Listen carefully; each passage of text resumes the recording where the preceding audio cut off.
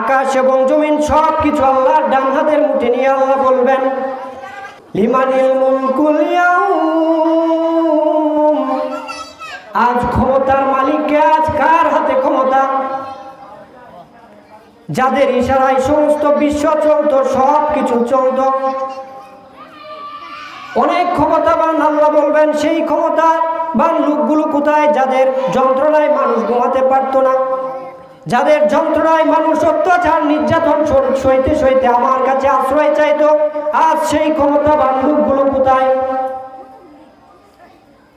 যারা পৃথিবীতে স্বৈরাচার করত, মানুষের উপর জুলুম করত, ঘুষখোর সুদখোর, মানুষের জমি রাইল ঠেলত, মানুষের সম্পদ জোরপূর্বক ভাবে দখল করত, তারা আজ কোথায়?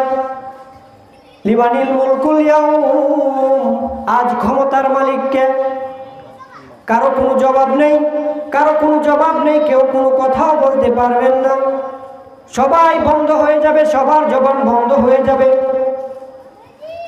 তখন আল্লাহ নিজেই জবাব দিবেন, লিল্লাহিল ওয়াহিদিল কাহ্হার, আজ ক্ষমতার মালিক একমাত্র মহান প্রতাপশালী এক আল্লাহ।